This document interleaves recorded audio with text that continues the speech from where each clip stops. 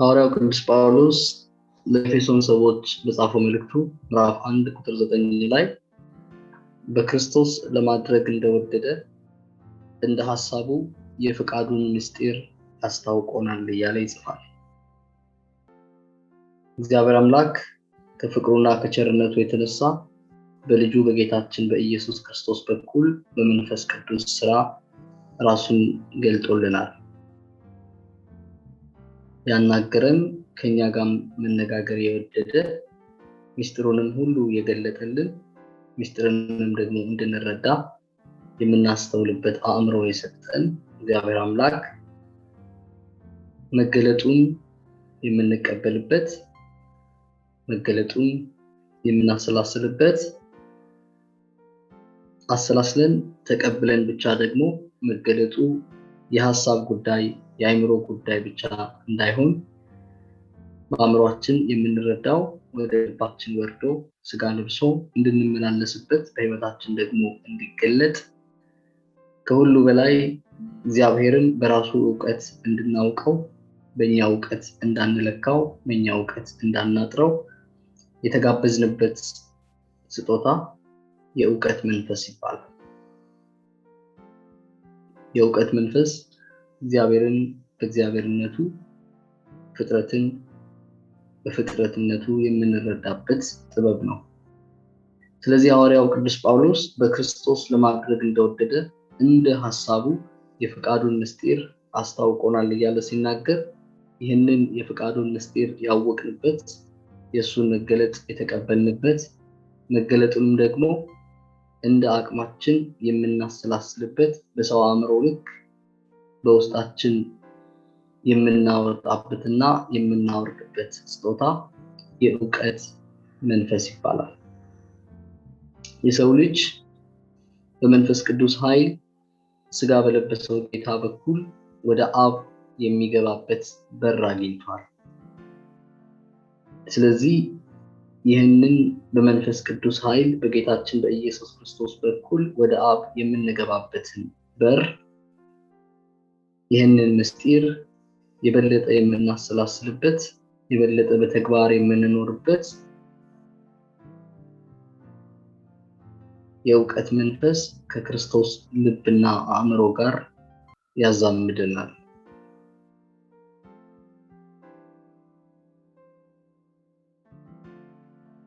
የዕውቀት መንፈስ ከክርስቶስ ልብና አእምሮ ጋር ያዛምደናል ስንል በክርስቶስ ልብና አእምሮ ፍጥረት ሁሉ በተፈጠረበት ልክና ክብር እየተረዳን እያወቅን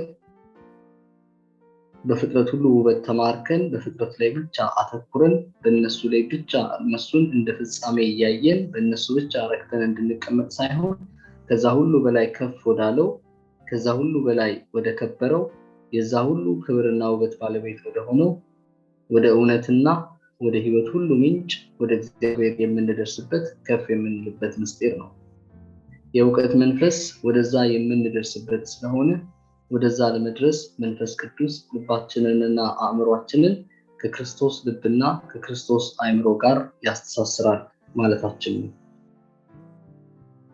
የዕውቀት መንፈስ ባልተገለጠበት ስፍራ የዕውቀት መንፈስ ሚዛን ባልደፋበት ስፍራ የነገሮች ቅደም ተከተል ተዛንፎ የነገሮች ትርጓሜ ጉራማይ ላይ ሆኖ ጥቁርና ነጭን መለየት በሚያቀተን ደረጃ ጥቁር የሆነው እስከተስማማንበት ድረስ ነጭ ነው፣ ነጭ የሆነው እስከተስማማንበት ድረስ ጥቁር ነው ወደሚል ሐሳብ እንድንወርድ እንገደዳለን። የትምህርት ፖሊሲያችንን ብንመለከት የጾታ ግንዛቤ መንሸዋረራችን የት እንደደረሰ ብንመለከት የሰው ሕይወት ክቡርነት ጥያቄ ዛሬ በማንና እንዴት እንደሚወሰን ብንመለከት የዕውቀት መንፈስ በመረጃ እንደተተካ በግልጽ ማየት ይቻላል።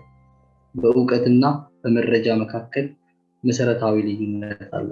ዕውቀት የመንፈስ ቅዱስ ስጦታ ነው።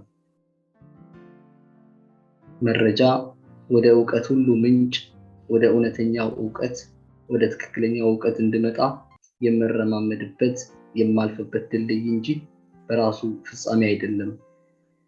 መረጃ ፍጻሜ በሆነበት ስፍራ ሁሉ እኔ ያለኝ መረጃ አንተ ካለህ መረጃ ጋር ባልተጣጣመበት ሁኔታ ሁሉ የኔም ያንተ መረጃ ለኔ እውነት ነው፣ ለአንተም እውነት ነው። ስለዚህ የኔም እውነት ያንተም እውነት እርስ በርሳቸው የሚጋጩና የሚቃረኑ ሆነው ሳሉ መቻቻል ወይም ደግሞ መከባበር በሚል ማዕቀፍ ውስጥ ገብተው የሰው ነፍስ ማጥፋትም የሰው ነፍስ አለማጥፋትም በእኩል ደረጃ በአደባባይ ተቀባይነት እንዲያገኙ እንነጋገርባቸዋለን። እንዲህ ያለውን መንሸዋረር ለማስወገድ፣ እንዲህ ያለውን መዛነፍ ለማስወገድ፣ እንዲህ ያለውን መቆምም አለመቆምም የሚያስችል አቋም ለመለየት የእውቀት መንፈስ ያስፈልጋል። ምክንያቱም እግዚአብሔር ከሰው ጋር ያለውን ንግግር በየዕለቱ በእውቀት መንፈስ የበለጠ በሰው ነፍስ እየሰረጸ የእግዚአብሔር ሐሳብ ደግሞ በጌታችን በኢየሱስ ክርስቶስ እንደነበረ በእኛም ስጋ ለብሶ እንዲገለጥ እድል ያገኛል።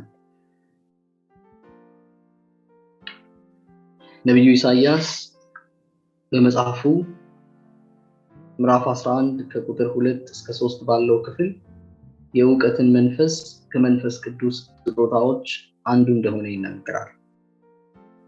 እውቀት ወደ እውነት የምንደርስበት የነፍስ ኃይል ነው። እውቀት ከመንፈስ ቅዱስ በነፍስ ላይ የሚተነፈስ የእግዚአብሔር እስትንፋስ ነው እንጂ እውቀት መረጃ አይደለም።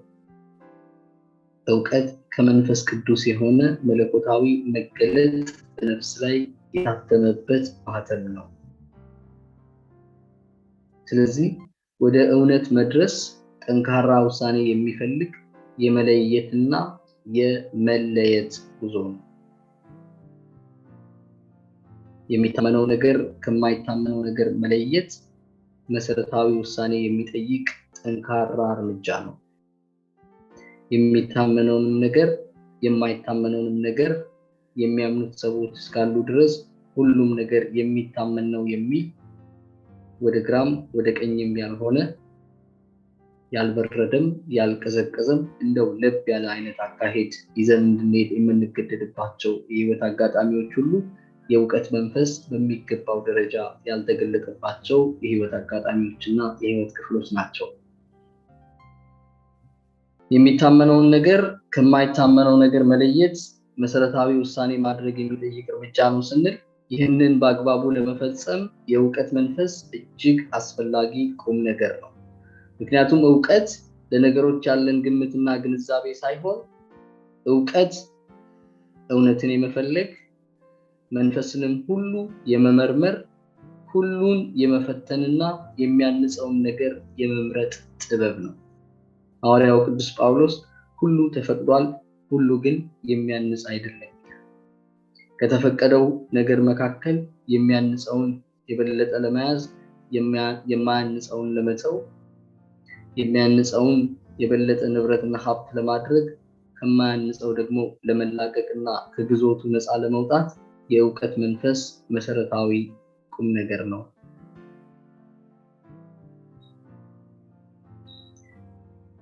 እውቀት እግዚአብሔር ነገሮችን በሚያውቅበት እውቀት የሰው ልጅ አእምሯዊ የነፍስ ኃይል ያለው ሱታፌ ነው።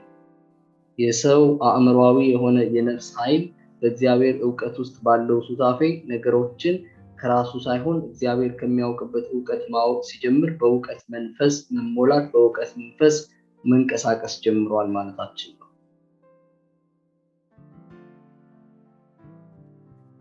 እኛ በእግዚአብሔር እውቀት እንድናውቅ እንጂ እግዚአብሔር በእኛ እውቀት እንዲያውቅ አለመጠበቅ የእውቀት መንፈስ ስራ ነው።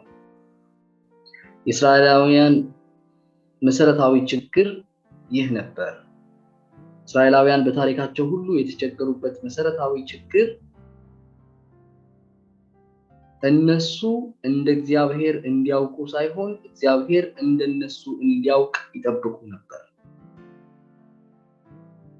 እግዚአብሔር ማወቅ የሚችለው ማወቅም የፈቀዱለት እነሱ በሚያውቁት ልክ ብቻ እግዚአብሔር መፈወስ የሚችለው መፈወስም ያለበት እነሱ ፈውስ ነው ብለው በሚያስቡት ልክ ብቻ። እግዚአብሔር ነፃ ማውጣት የሚችለው ነፃ ማውጣትም የተፈቀደለት እነሱ ነፃነት ነው ብለው በሚለኩትና በሚያምኑት በሚሰፍሩት ብቻ። እግዚአብሔር ከዛ በላይ ከሰራ ትክክል አይደለም። እግዚአብሔር ከዛ የበለጠ ነገር ከተንቀሳቀሰ ያ የእግዚአብሔር መንፈስ አይደለም ይሉ ነበር። ስለዚህም ጌታ ሲናገር ነብይ በሀገሩ አይከበርም ይላቸዋል። ነብይ በሀገሩ የሚከበረው እስራኤላውያን በሚያውቁት ዕውቀት ካወቀ ብቻ። እግዚአብሔር በእስራኤል ዘንድ የሚከበረው እስራኤል እውነት ነው ብሎ በሚያውቀው ደረጃ ካወቀ ብቻ። ስለዚህ እግዚአብሔርን በራሳችን ዕውቀት ልክ እንዲያውቅልን የመጠበቅ መንፈሳዊ አባዜ ባለበት ስፍራ ሁሉ የዕውቀት መንፈስ በስራ ላይ አልሆነም ማለት ነው። እስራኤላውያን ስለ ኢየሱስ ሲናገሩ ስለ አባቱና ስለ እናቱ ስለ ትውልድ ስፍራው እያነሱ ያጣጥሉት ነበር። አባቱንና እናቱን እናቃቸው የለም ወይ? ወንድሞቹን እናቃቸው የለም ወይ? የተወለደው ናዝሬት ከተማ አይደለም ወይ? ከናዝሬት ደግሞ ምን መልካም ነገር ይወጣል እያሉ ያጣጥሉት ነበር። ወደ እውነት የመድረስ ትልቁ እንቅፋት የክርስቲያናዊ ህይወት የህይወት ዘመን ልምሻ እግዚአብሔር በእኛ ልክ እንዲያውቅ መጠበቅ። ለዚህ ነው ጌታ ለሳምራዊቷ ሴት በዮሐንስ ወንጌል በያዕቆብ ጉድጓድ አጠገብ አግኝቶ ሲያነጋግራት ውሃ ጠጪኝ ብሎ የሚለምንሽ ማን መሆኑን ብታውቂ ኖሮ መለመን የሚገባሽ አንቺ ነበርሽ ይላል። ያቺ በያዕቆብ ጉድጓድ አጠገብ ከጌታ ጋር ትነጋገር የነበረችው ሳምራዊት ሴት እግዚአብሔርን የምታውቀው በያዕቆብ ልክ ነበር። እግዚአብሔርን የምትሰፍረው በያዕቆብ ልክ ነበር። ስለዚህ አንተ ከአባታችን ከያዕቆብ ትበልጣለህ ወይ ብላ ትጠይቀዋለች። ስለዚህ እግዚአብሔርን የምናነጻጽርባቸው ሚዛኖቻችን፣ እግዚአብሔርን የምንሰፍርባቸው መስፈሪያዎቻችን፣ እግዚአብሔርን የምናውቅባቸው ዕውቀት ናቸው ብለናቸው ይዘናቸው የመጣናቸው የህይወት ልምዶቻችን በሙሉ በመንፈሳዊ ህይወታችን ፈቀቅ እንዳንል እንዳናድግ እንቅፋት አድርገው ባሪያ አድርገው የሚገዙን ነገሮቻችን ናቸው። እግዚአብሔር በውስጣችን ራሱን በሚያውቅበት ዕውቀት እኛ ደግሞ እንድናውቀው እንዲያሳትፈን ለመንፈስ ቅዱስ ስራ ራሳችንን ክፍት እንድናደርግ ጌታ በጥምቀት የዕውቀትን መንፈስ በእያንዳንዳችን ላይ አድርጓል።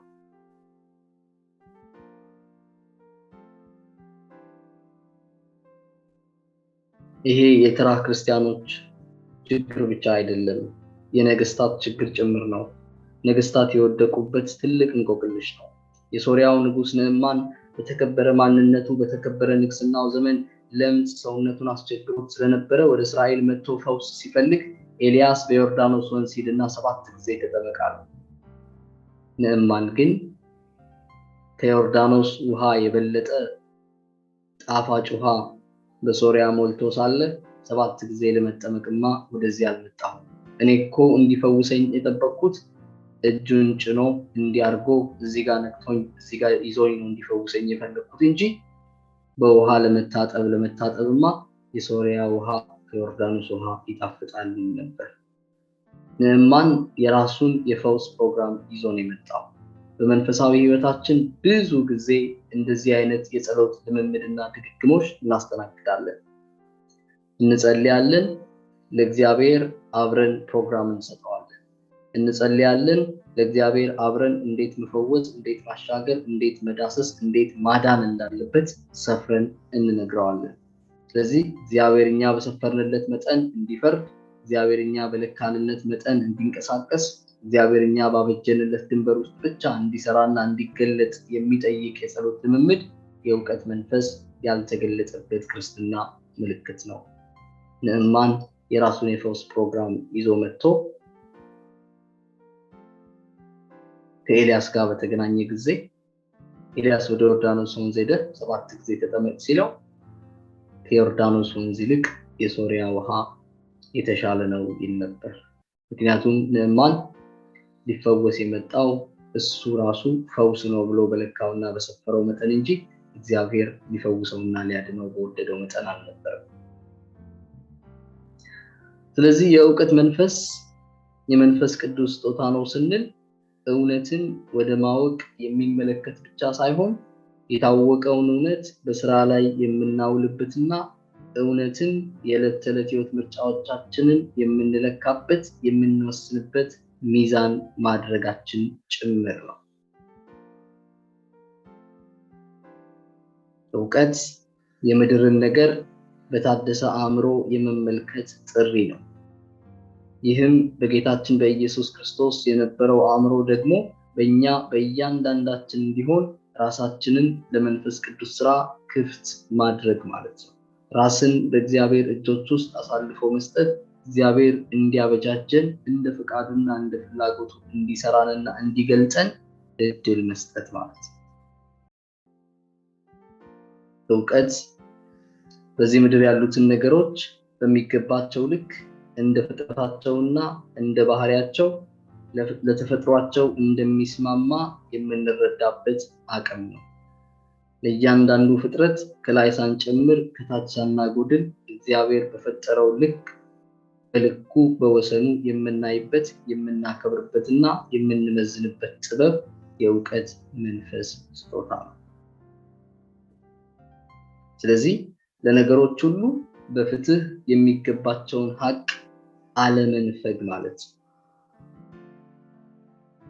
የእውቀት መንፈስ ባልተጭበረበረ እይታ ሁሉን እንደ ፍጥረቱ ክብር እየተመለከትን ወደ ክብር ሁሉ ምንጭ እንድንደርስ የእውነትን ሰንሰለት ቅደም ተከተል ይዘን ወደ ቀዳሚው የእውነት ቃል እንድንደርስ የምንበረታበት የመንፈስ ኃይል ነው።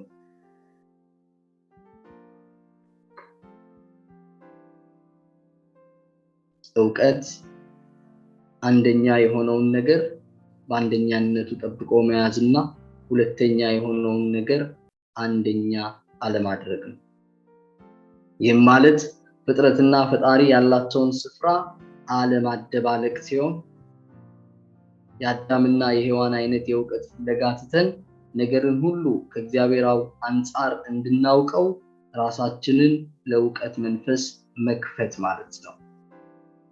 እውቀት ሰው መሆናችንን አውቀን በሰው ልክ እንድናውቅ እግዚአብሔር እንደኛ እውቀት ሳይሆን እሱ ራሱን በሚያውቀው እውቀት ራሱን በእኛ ውስጥ እንዲያውቅ ማወቅ ነው።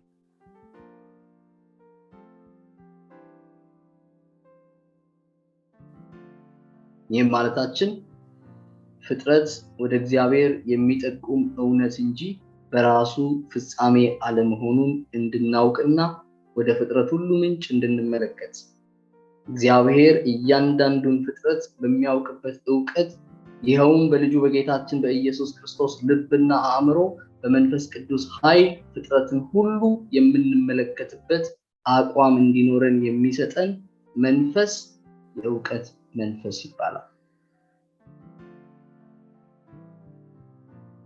ይህ በተፋለሰበት ስፍራ ሁሉ ፍጥረት ፈጣሪ ሆኖ ፍጥረት በራሱ ፍጻሜ ሆኖ ፍጥረት ያልተፈጠረበት ስፍራ ላይ ባልተፈጠረበት ዓላማ ተገልጾ ይገኛል።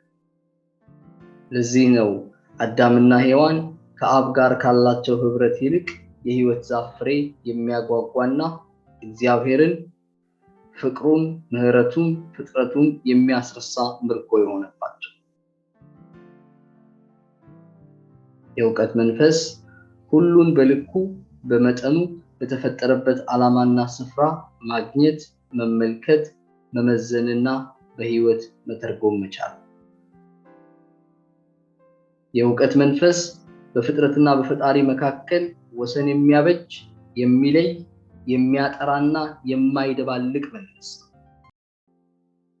የእውቀት መንፈስ ስንዴውን ከእንክርዳዱ የምንለይበት፣ ገለባውን የሚያስወግድ መንፈስ፣ ዝገቱንና ዋንጫውን የምንለይበት ጥበብ ነው።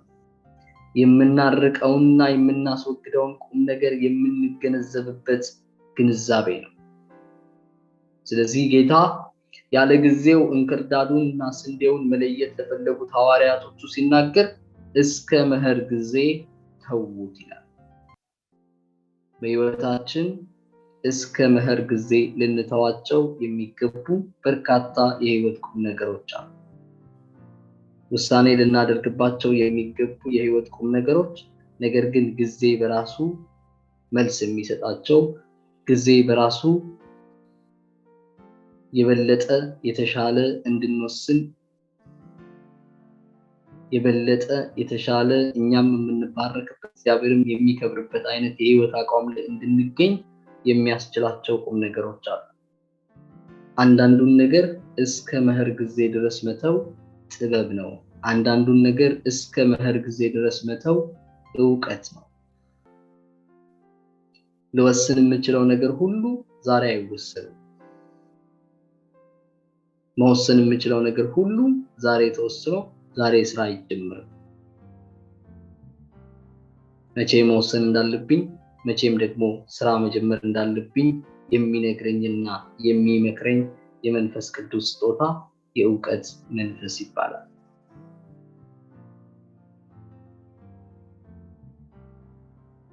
ዕውቀት የተፈጥሮን ዑደት አክብሮ በዚያ ውስጥ እንደ ፍጥረት ውልና መዋቅር መንቀሳቀስ ነው።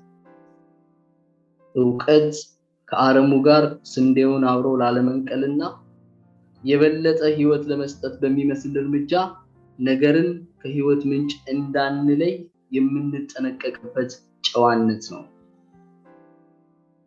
የበለጠ ወደ እግዚአብሔር የሚያቀርቡን የሚመስሉ ውሳኔዎቻችን የበለጠ ከሱ የሚያርቁን እንዳይሆኑ እስከ መኸር ጊዜ ድረስ መተው ያለብንን እንድንተው የምንጠነቀቅበት ጨዋነት የዕውቀት መንፈስ ይባላል።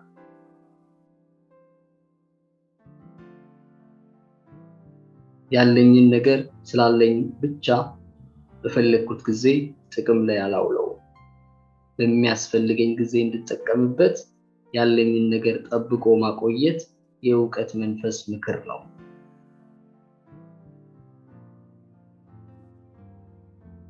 ፍጥረት ወደ ተፈጠረበት ዓላማ ካልተመራና ወደዚያ እንዲሄድ ካልተገራ በስተቀር ለሰው ልጅ የሚታዘዝ አይሆንም። ይልቁንም ውሃ ሲወስድ እያሳሳቀ ነው እንደሚባለው ፍጥረት ባልተፈጠረበት ዓላማ በህይወታችን ስፍራ በያዘ ቁጥር ፍጥረትን ባልተፈጠረበት ዓላማ በተለማመድነው ቁጥር ባሪያ አድርጎ ስለሚገዛን ፍጥረት መሆኑ ቀርቶ ጌታና ገዢ ይሆናል። ዕውቀት በፈጣሪና በፍጥረት መካከል ወሰን የሚያበጅ ዕውቀት እኔ ተፈጣሪ እግዚአብሔር ፈጣሪ እኔ ፍጡር እሱ ፈጣሪ መሆኑን የማውቅበት በዛ ላይ የማያሻማ ግልጽ አቋም የምወስድበት የመንፈስ ቅዱስ ስጦታ ነው።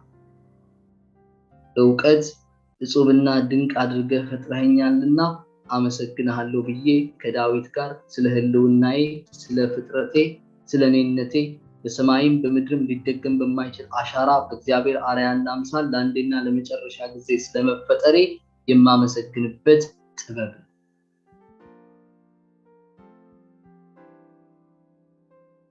ዕውቀት ነገርን ሁሉ በሕጉ አግባቡ በጊዜው የምናርቅበት ለፍጥረት ሁሉ ተገቢውን ስፍራና ዋጋ የምንሰጥበት የመንፈስ ቅዱስ ስጦታ ነው። የዕውቀት መንፈስ በአእምሯችን መታደስ እግዚአብሔርን ደስ የሚያሰኝ ለሱ የተቀደሰ መስዋዕት ሆነን የምንኖርበትን ጥበብ ለእያንዳንዳችን ያልብሰን። አሜን።